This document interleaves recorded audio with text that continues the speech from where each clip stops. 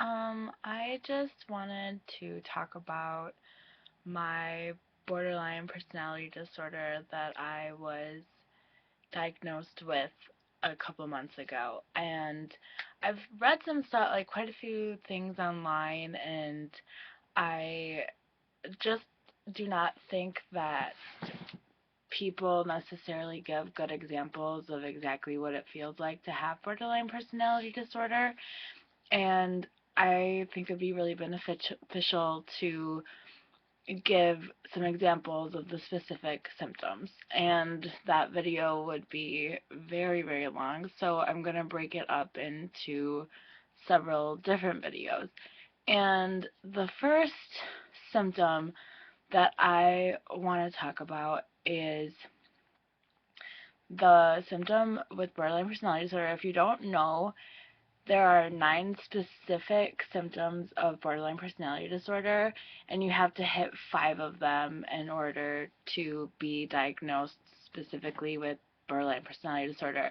And if you do not hit at least 5, you can still hit underneath 5 and then be considered having aspects of borderline personality disorder, and then you can still get help and counseling and things like that. I don't know how it works in every state, but I know that insurance does cover it for me. And I really hope, because of all the suffering that I've had throughout the years, that I didn't even know I had borderline personality disorder or anything like it. So I just thought that this is normal things that happen to people. So the first symptom that I'm going to talk about that I suffer from is having an insecure sense of self.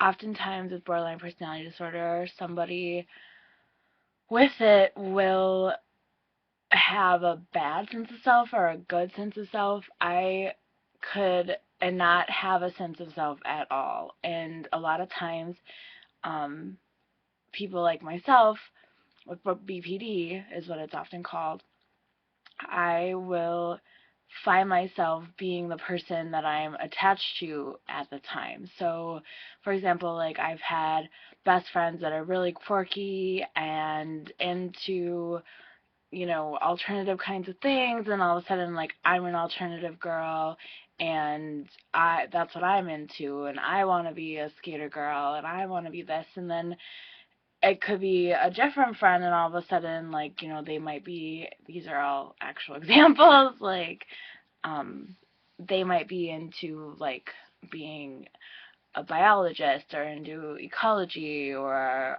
something with the sciences, and then all of a sudden I'm a scientific person and that's what I want to do and that's who I want to be. And then there is times that I'm dating people and I'll be with someone, and this happens all the time, like, I'll be dating a guy, and, like, I dated one guy, and he was an outdoorsy man, so all of a sudden I was an outdoorsy girl, and, I only wanted to live off the land, and I wanted to have vegan diets and raw foods, and all of my food come out of mason jars, and that's who I was at the time. And then as soon as he went away, and then I absolutely have to have another relationship, but we'll get to that in a different video. Um, then I'll be with someone else, and then all of a sudden my idea of self has completely changed. Like, I was with a guy not even that long ago, like, probably 6 months ago, and I was, drinking all the time, and because he was a partier and he was drinking all the time, and that's the kind of person that he was. And so then that's who I became. And so when I finally did become, like, to the point where I needed help, and it was very obvious because I was suffering from many other symptoms, and again, I'll get to that in a different video, um, the psychiatrist and things like that, I had a hospitalization, and throughout the whole experience, it was 6 days in the hospital, and throughout the entire experience, they were like, who are you? Who is this person? And I couldn't answer them. I'm 29 years old, and I had no idea. I couldn't tell them, and I was like, is that something I should be able to tell you? And I couldn't. I was like, well, I go to school. They're like, well, what do you want to do at school? I'm like, I have no idea. And they're like, what do you like to do? I don't know. I don't know those things. And a big part of my recovery is discovering who I am and who I want to be. And I just cannot explain, like, I could not imagine another way of thinking. Like, I couldn't imagine knowing, like, who I am and who I want to be and what I want to offer to someone else in my life or anything to that effect. So, I hope this video was helpful. I feel like maybe I was rambling a little bit, but um, I really, I just really think that people with borderline personality disorder need other people in their life that understand that they have borderline personality disorder, and borderline personality disorder does not define who you are, and it'll not haunt you for the rest of your life. You will get recovered. You will find a better way of life.